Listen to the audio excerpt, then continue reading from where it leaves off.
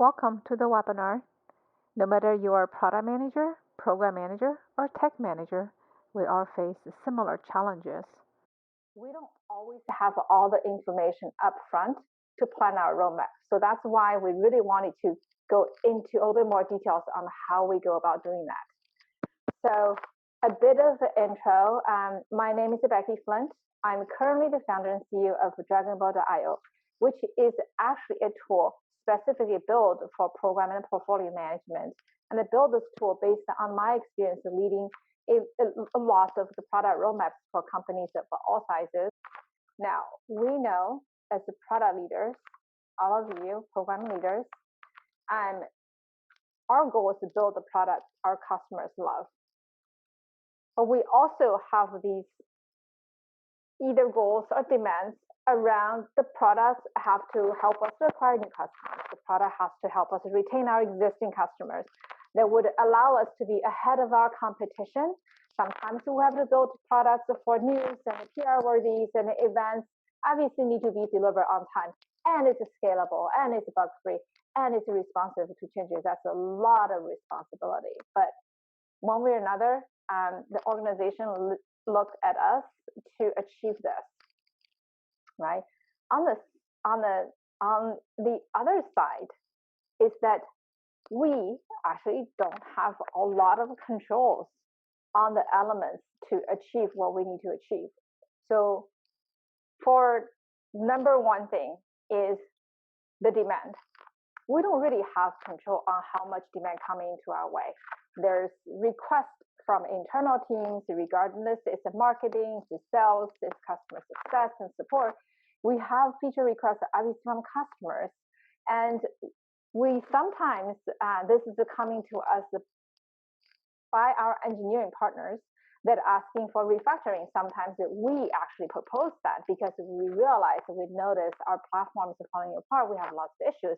We should do some refactoring along with the product features and or even ahead of the product feature development. So that's lots of demand coming to us. I'm sure all of us face it every single day, right? We also have a very, very limited control on resources. The engineer resources, the team structure, the different skill sets of the team, the size of the effort, and then obviously we can't control the quality and the scalability. We have an idea of that, but we don't really have control around that. So with these two types of challenges coming together, that really lead us to something called time. So as the product program managers, we are constantly faced by our stakeholders saying, when can I have X? When can I have Y? And we come a plan that kind of communicate to them. Then what happened next is, are we on track? So there's a lot of demand, a lot of needs coming to us on, can we do X, Y, Z? And when can we have X, Y, Z? And the resourcing is something we have to juggle. That's actually stay in another group as well. So the heart of the portfolio program management really is around managing demand within the resources that we have, and then being able to articulate and share, communicate the time as we know them so that we can manage downstream impact. So I'm going to pause for a second. I'm sure all of you are pretty familiar with this concept, but anyone has any comment on things that I overlooked or things that that may or may not be applicable to you? No. I would say for us, the demand piece really sits with me because there's like 6 different channels that we see requests coming in from, and the type of request could lack certain pieces of information that we need to actually make a decision, like what is the economic impact that what you're asking for will actually create for the company. So that's something that we're trying to, I don't want to say the word limit, but consolidate the number of channels that these requests are coming in from, and create a standard of how we want to receive the information so we can make a decision quicker instead of going back to the requester and asking questions. Right. Awesome. So the demand management is definitely a part of the portfolio so that you manage the input and then you categorize and then prioritize them based on the impact. Totally, we're going to adjust them. So awesome. Anyone else have a comment or question? No? Okay. So why don't we just go follow along and we can get. So one of the key things is I learned over the years is that program managers and product managers tend to be the face to both sides. You can almost think about there's a business side of the word, and then there's the engineering side of the word, and then we're kind of in the middle, so we do some sort of translation, the connection. But that looking back in time, realize that this setup has its benefit for everyone focused on what they do, but also has a downside if we don't do it well. Meaning that sometimes when people don't have transparency or visibility on either side of the word, then the person in the middle kind of stuck. So what we're trying to do is today with a more responsive organization, with more platforms and system and tooling for us, we can provide context on both sides. And then we can also enforce accountability on both sides so that we're not going to become the person stuck in the middle and then try to make things happen. And being able to really collaborate on both sides and then bring the best together. So what that means is we're taking a portfolio approach to manage demand. So it's never say, is the A more important than B in terms of goals, right? Is it more important to have new customers or it is more important to fix tech debt? They're both important. We cannot say one is more important than the other. It's more of saying, are we going to work on tech debt more in this quarter or we're going to work getting new customer more this quarter, depend on the needs of the business as it is today, or we'll foresee in the next quarter. So the portfolio approach is very important to manage demand. The second part of that is about how we are going to do planning and the resource. We don't do waterfall anymore. Waterfall really never really works because nobody can plan so perfectly, precisely, a year advance or a quarter in advance. So the way we have to manage our roadmaps is to use the iterative planning.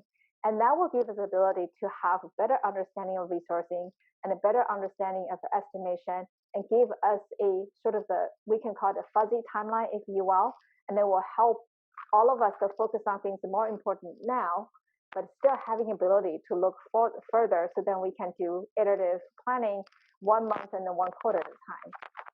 So we're going to talk a little bit more about iterative planning, how we're going to go about this. And the third one is a dynamic progress update.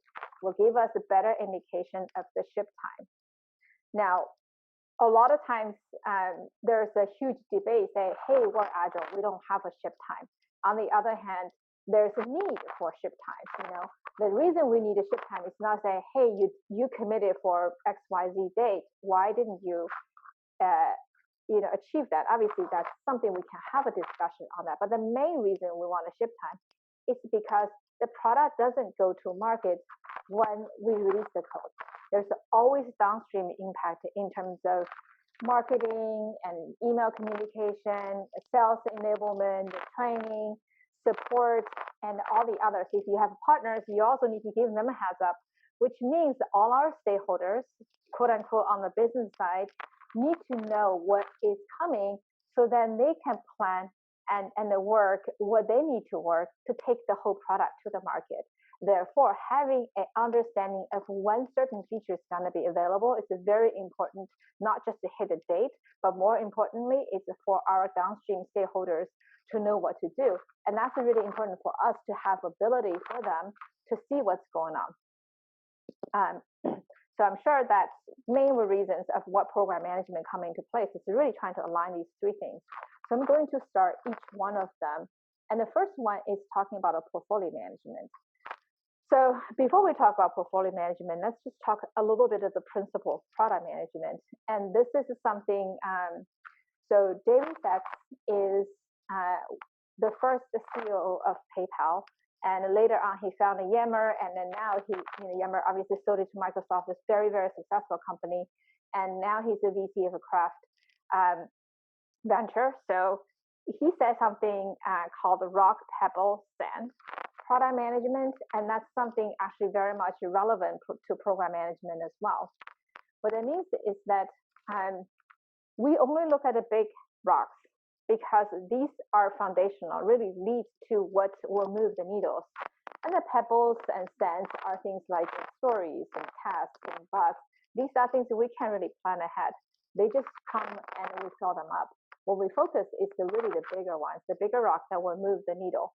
And so for some of you running program management or being the PMO team, but you don't have a lot of resources, and this is really important. I have a lot of people coming ask me, say, hey, we're building a PMO team. We have lots and lots of programs, and I don't have enough program manager resources.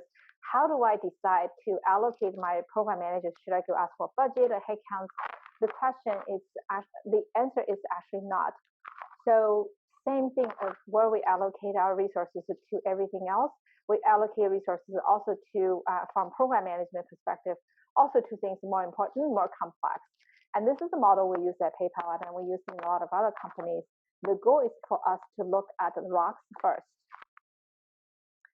Put the rocks in, and if the rocks require cross-functional team collaborations, if the rocks needs program management resources, we will focus on them first. Everything else just fall into the place with a better process and better streamlined and standard understanding of how work can be done. Question? Anything? Anyone? Okay, so now let's go to the heart of the program management now, or portfolio management in that sense. So what this one does is to say, deciding on the construct of portfolio. So almost every single company has the similar, if not the same, set of the objectives, right? More or less. You're going to grow customers. You're going to keep your existing customer. You're going to have, address your tech debt. You will have more product innovation, so you will ahead of competitors. And then sometimes you have to build things that drive PRs, and you have to drive things to make you more efficient, etc. So these are different buckets of, you can call it a theme or whatnot. Now, what is the difference?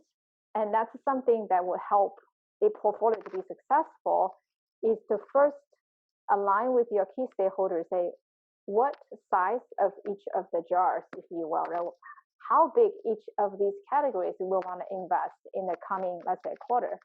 So that, Robert, to your point, you mentioned earlier about you have, 5, 6 channels requests come in, and then we want to prioritize them, we want to consolidate them, and then we do need to have a framework to say, one is how they bucketize into different categories of business outcome, and then secondly, how is each one of them contribute to this business outcome.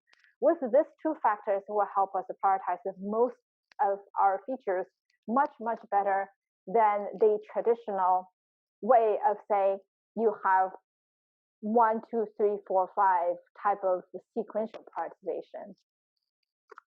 I think this is really important. A lot of us here using Jira, you are very familiar with the rank, right? So you drag something up and down a rank, and then so that's like you work on the first one, you work on the second one, and that is okay in terms of working on tasks. But when it comes to the time you actually run a portfolio, it's very hard to say, is it more important to do tech debt feature 1 or to do the user acquisition feature 2? These are apples to orange comparisons. What we really should do is to say, within the tech debt, A, B, C, D, and then within the user acquisition, X, Y, Z, and then you compare their relative contribution to these goals. And then you will say, okay, we agree to, investing 20% in tech debt, 50% in acquisition. So then you can basically have a budget in terms of resources and allocate it to each of the jars, and then you can prioritize within each of the jars. So that would actually make a lot more sense, and it's a more apple-to-apple comparison versus compare 2 things that are almost hard to decide. All good? You guys are quiet. All right. So we talk about different jars, which is the construct of your portfolio. Your portfolio actually has multiple dimensions. Most of us think about the OKRs and themes. You also think about your portfolio as your teams. So you have multiple teams. So then in the sum of the organization, take a model, you can call it a Spotify model, you can call it mobility or internal mobility model, where you could move teams between different initiatives. That also gave you ability to think about your portfolio allocation in a way that's not static, right? So, so what we will do is when you have your items on your roadmap, what do you do first is to visualize your roadmap. You can drag some sort of the Gantt chart and timeline, and then you teacher size your each one of the features. And then you can see at that time your allocation by different drivers. Now, this is something sometimes is very controversial because people still have the mind at the portfolio level, think about the waterfall era. So a lot of people say, well, the teacher sizing is not accurate. We don't have the details. We have to break down the stories so that I can tell you what the precise estimate is. And I would say that's step 2. In most of the portfolio management, when you've done it right, you always do the top-down, high-level understanding of the teacher for your features. And this is not saying you're on the hook to deliver a feature at that teacher sizing. It's more of saying understanding your product team's velocity. So, and many of you familiar with the Scrum. So you have a Scrum team, you have points. So you over time what's your team's velocity, how many points you can deliver. So, but that's never like in day one, right? The point of the reason of having points at a Scrum team level is just to understand what teams can accomplish over time. Same thing for teacher sizing. It's at a one level higher. It's at your portfolio level to understand as a product and a tech lead to understand if this is something we want to achieve, to see how we are going to achieve that. That's approximate size of effort it would take. So that over time, your product and a tech lead in your own pod can be pretty good at estimating how big it's a certain feature. So it helps you to do a very high level roadmap upfront without going down the path of breaking down the stories and stuff. The breakdown stories is the second iteration of the roadmap. And then we will touch upon that a little bit as well. So that's called a bottoms up. Top down is something like this. I have feature X, Y, Z, and we'll talk about the feature verbally or, maybe have a PowerPoint deck of whatnot, it's a very high level wireframes with your tech lead, between product and tech lead, to say, this is what we're trying to do and how big is the effort. Tech lead will say 6 weeks, 8 weeks, 16 weeks, whatnot. And that will give you a general idea of how big it is. And then you can decide then to say, we have this much resources. These are many things we need to do. Should we do this or not based on the benefits and outcomes, right?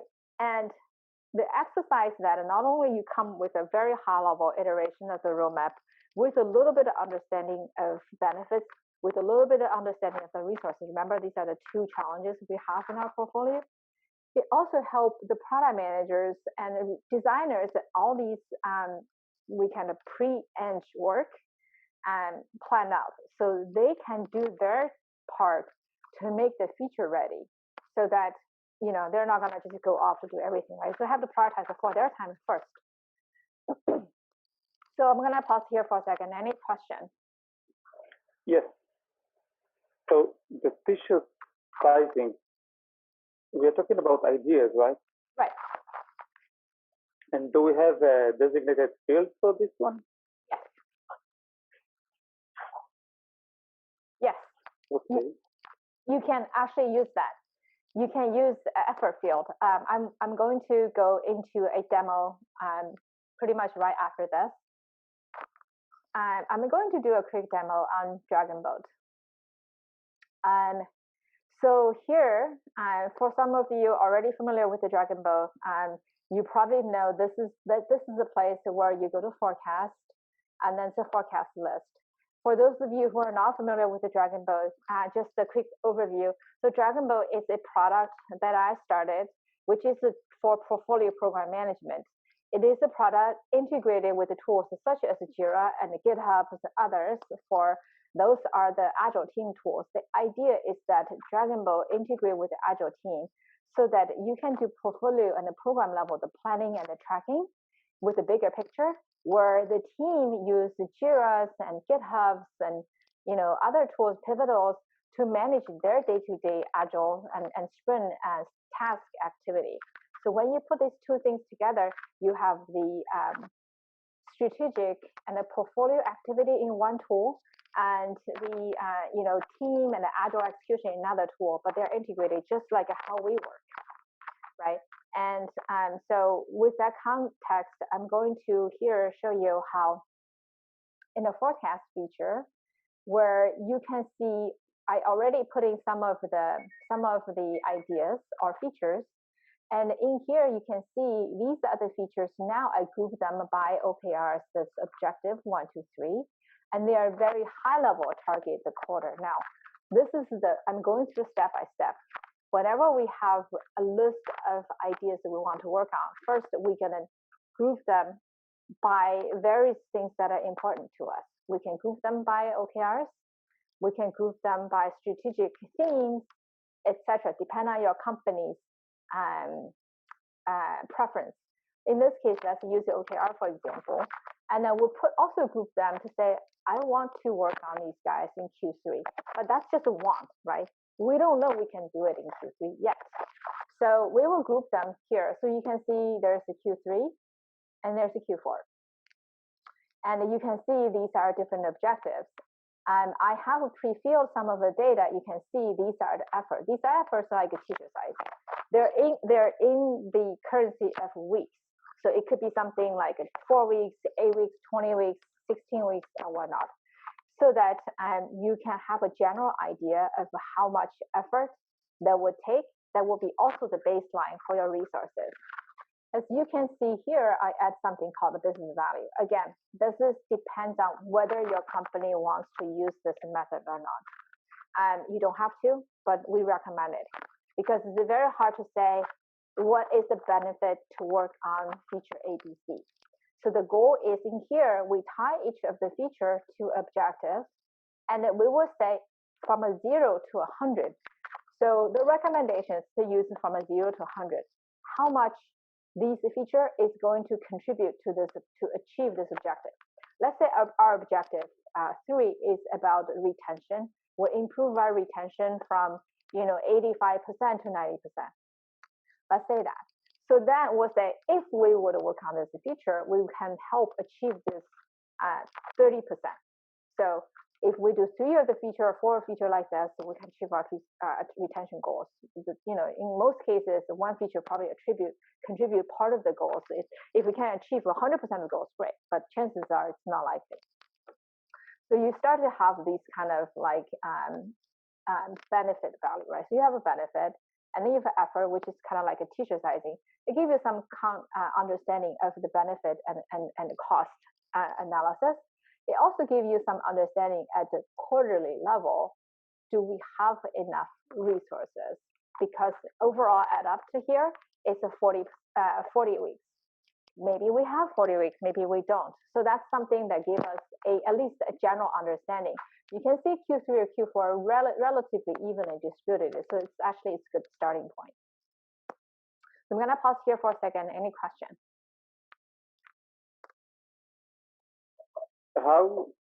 So it's an idea, and I thought, so once you export it to Jira, does it conflict with the story point? Very good point. So the Jira part is called a bottoms-up planning. And I would show you what happens between the top-down planning, which is your dev lead, tech lead's high-level estimate. And in Jira, you will have a bottoms-up planning effort. So that you roll up the stories may be different. And that's really shown here. I would probably just jump ahead a little bit. So what we just did is to have, I'm going to remove this. And earlier on the other screen, we grouped by quarter and the time and objective. So let's do the same.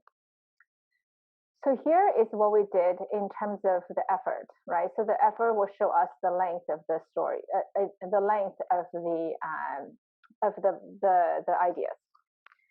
And what happens in Jira now is we can pull information out of Jira and show us what Jira has predicted. And in this case, you can see we have a bit of problem, and that's why it's red. It's telling you that even though we planned this much time, in Jira, it's actually it's a longer than that. So if we want to see what it is, I can turn on the Jira icon. I can see these are my planned date, right? And this is what Jira has in the scope of this epic. And you can see the predicted day is later than our current target. So as a program manager today, we go through multiple iterations of planning. First level planning is we have a list of things that we want to do. We prioritize them. We have a teacher sizing. And the second part of the planning is to say, okay, now we have a teacher sizing, and maybe we have some dependencies. So we need to see how the roadmap fit together, right? So that's basically what we did earlier, which is how roadmap are coming together. So what it gave us is not something say, hey, this is something we can, for sure, we know we're going to hit, right? It's like a first baseline. The first baseline will then go to Jira so that your team can break down the story, started to execute. As your team break down the story, start to execute, and we in program management do need to track, are we on track? Are we behind? It's very hard to track on these things. So for us, you can actually track on those things right here. It shows you exactly feature by feature, because your stakeholders don't really care about your sprint burn downs, right? What they care about is, one, would this feature make it the date that you mentioned it to us earlier?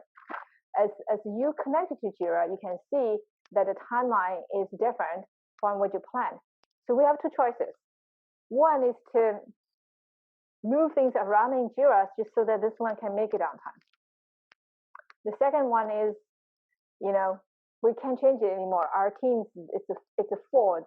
They have all the things we need to work on.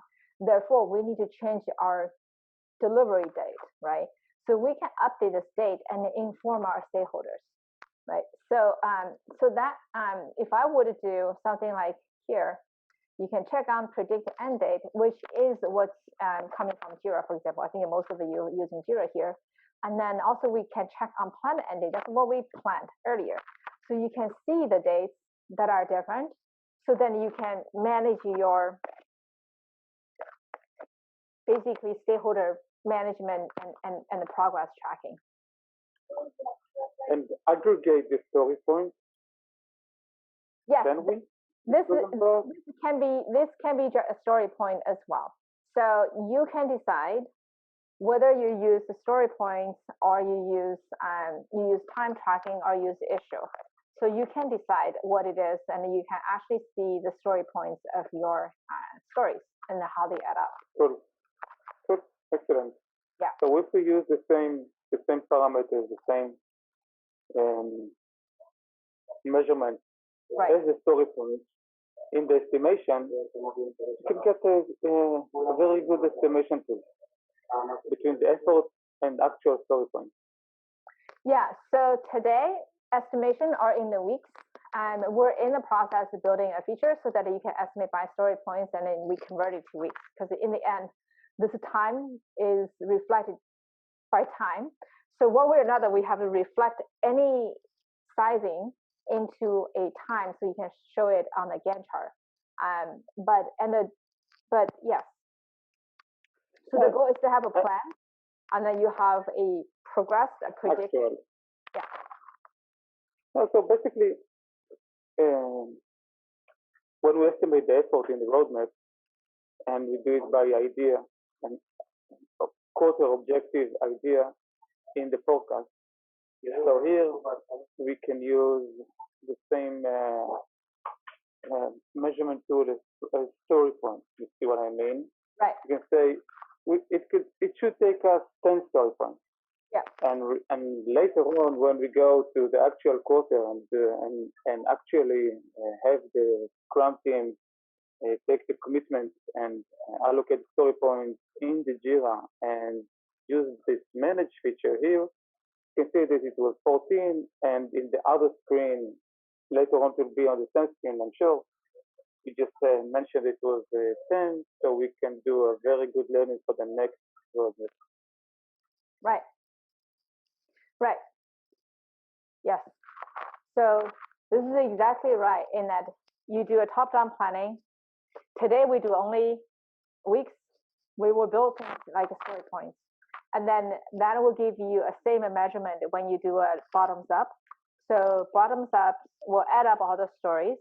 Top down is the budget story, right? So you can see the two things progressing and then how they coming together or stay apart, so you can manage stakeholder communication expectations by seeing them easily in one place. Okay, cool. So I'm going to go back to here for a second. One of the things that we didn't do, I think a lot of you are probably facing that challenge, is the prioritization.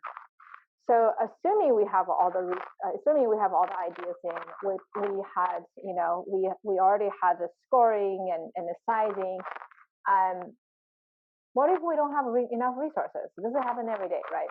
So obviously you can prioritize based on the benefit and effort. The other part is really the portfolio concept, which is allocation.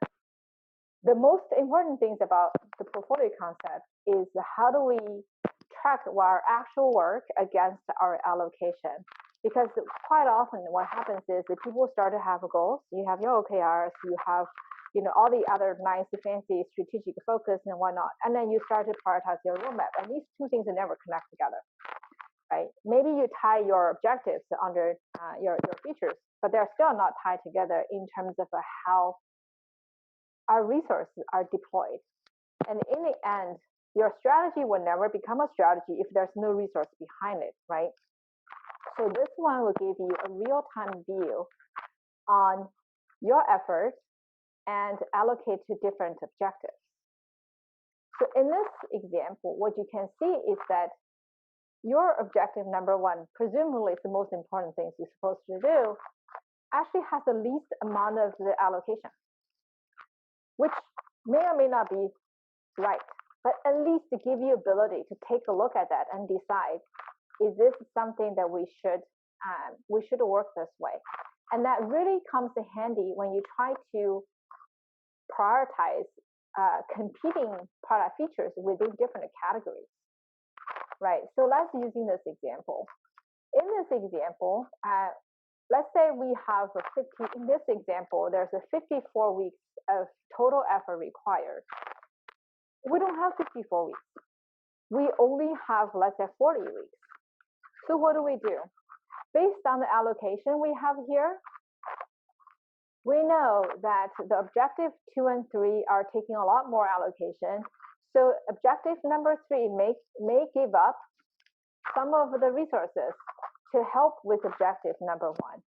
So that we need to do, for example, in this case, we'll move one of the objective number 2 features to the next quarter, right? So if we move this to the next quarter, let's see, I'm going to drag this to the next quarter. Number 3. So now we have a different allocation. We have enough resources to work on in this quarter. So the allocation is a very useful tool to help us to manage demands. And a lot of times, program product managers are stuck in the middle where everyone comes, not scream at you, but come at you to pressure you to do A, B, C, and X, Y, Z. And using a portfolio allocation way can help you provide a context and help you to prioritize effectively with the data, so that we're not going to be the person that have a lot of emotional things associated into why X is more important than Y, etc. Cool. All right. So we've gone through a little bit of the demo. I'm going back to our presentation.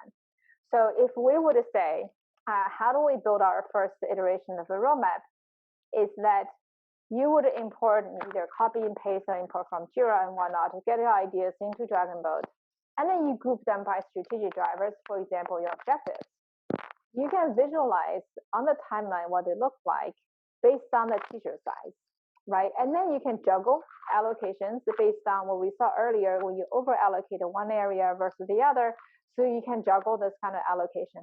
Now, after you've done that, you can see when your different initiatives gonna fall into, because the quarter doesn't really necessarily line up with the timeline, right? So as you see the Gantt chart, see the timeline, you can juggle the quarter now.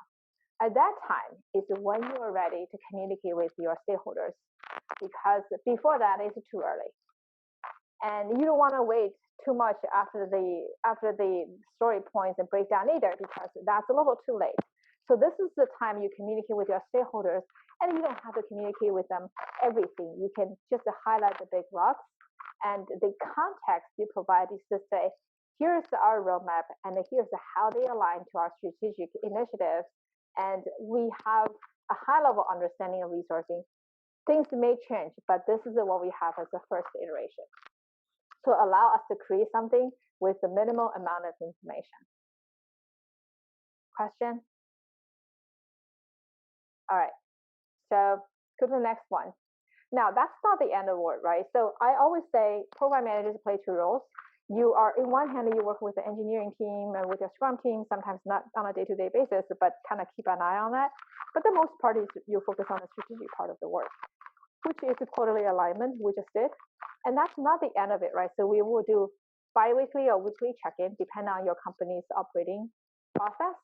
And then we also provide a monthly stakeholder updates. And that information is based on the planned and the predicted timeline.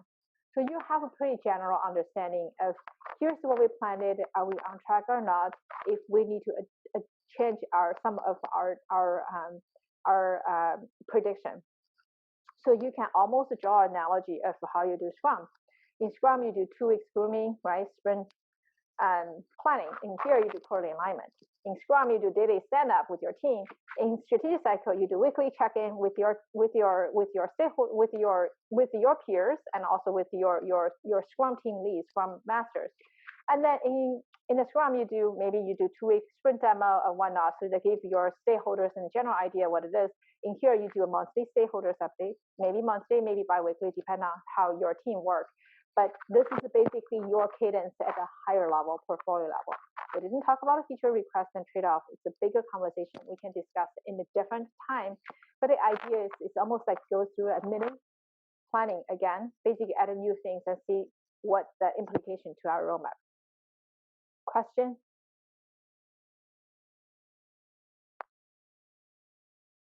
All right. So I am going to do a quick demo on stakeholder update. I think most of you have probably seen this, but if not, they're here. So we provide a lot of PowerPoints, sadly, and the goal is to remove as much as possible so everyone has the source of truth to understand. In today's world, when we distribute it, we have a different time zone. This is even more important. So this one, for example, gives us the ability to say, here's different product areas. Here's the quarter, and here we're grouping all our initiatives or features in a way that's by objective. So this is something that in most cases, for example, your customer success team, your sales team are kind of interested in, because they want to know. I'm going to expand all of that. They want to know what is going to be available when, because they need to interact with the external stakeholders, right? Customers and resellers, etc. Now, we could also switch this around a little bit. So we can build this based on, for example, our roadmap. So this is the view where most likely your executives are interested in. So they want to know what are the objectives that we have and what each of the teams are working on these objectives. Actually, let me use this so we don't have that. Okay. So you can almost look like in this way, right? So if your executives or your board, etc., they want to know what are your key objectives and what are the different teams working on which features and when things going to be available. Again, this is something that you can slice and dice, share with your stakeholders so everyone's going to be on the same page. It's super important to keep everyone on the same page so that the context and accountability come into play, and the program product managers no longer be the ones sort of stuck in the middle. All right, so I think we're coming time. The key takeaway from today is that the planning has it's iterative. Portfolio planning is iterative. You start with the top down, and then you do a bottom up, so things coming together, and then you make adjustments. And when and how to share your product and the roadmaps and the update is to make sure you have done some high-level planning and alignment in terms of the buckets of strategic drivers, your high-level t-shirt sizing, so you know you can be done. So there's no unnecessary excitement when things quote-unquote delayed, even though we never really communicate to that. And then also how we communicate dates in terms of bigger time frame, right? Talk about a quarters and months, not necessarily on a date. So finally, is to have a source to choose to keep your teams aligned and informed on what's going on. There you go. All the responsibility without control until you have something to keep everyone aligned and controlled. So I'm going to pause here. We have a couple minutes. Any questions? So in one sentence, it's not clear to me the difference between forecast and manage in the Dragonboat. So a very good question. We actually are combining forecast and manage into one. So the difference between forecast is it has a resource prediction. It will show you the resource here.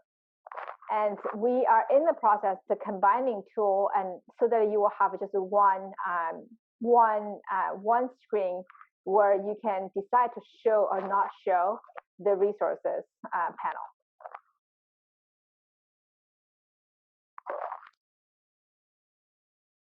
Good. I was quite confused last week by this situation. Right. So they are very similar. The main difference is the resource panel. So in a managed way, you can primarily to track the progress. And then forecast is mostly in forecast resourcing and dependencies. Now, I understand there's a lot of similarities. So based on a lot of customers' feedback, we're combining the two into one. And then you have the option of showing this panel or not.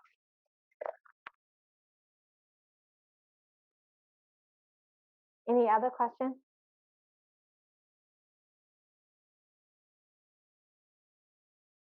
Nope. I just have to say I like how this kind of brings together that view of like resources compared to quarterly priorities, and then just that reinforcement of using it as like the tool to kind of gauge where we're at. Should we move something? Should we pivot something? I think that's really the key thing that I haven't seen in any of the tools that my companies are atypically used to using, which really gets hard, and I think why we haven't been able to move the needles on really doing portfolio management at its best, to be able to say we need to pivot and move away from here and move resources into this. Yeah, I really appreciate that aspect about it for sure.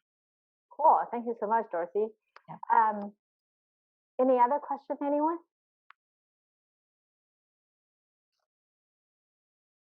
So I want to ask you guys a question. I am in the process of planning a responsive portfolio management training, and somewhere down the road we can expand it to a full-on certification. I think there's a lot of program managers today actually doing portfolio management role. A lot less. I mean, 5-10 years ago, they're more focused on the Scrum, and today a lot of the program managers really up-level your role to be strategic and needle moving for the company.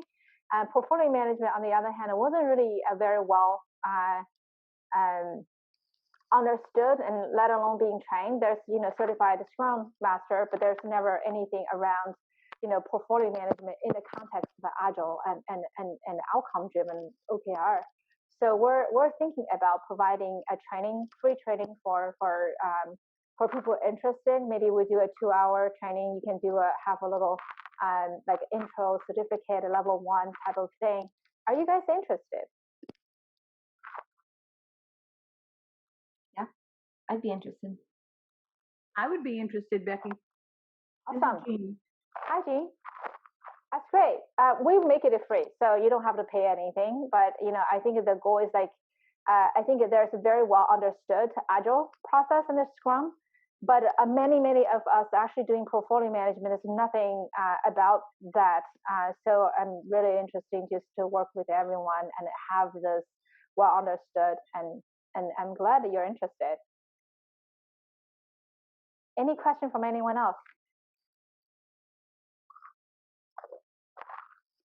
All right, we are actually coming on time. So if you have any question, ping me. I'm Becky at Dragonboat.io. I'm also on LinkedIn, Becky Flint. So would love to continue the conversation. If any topics you think that can be helpful, let me know so we can have more of these in the future. Yeah. Thank you. Thank you, Becky. Thank you. I think it was very useful. Thanks. Thank you. Bye for now. Bye. Bye, everyone.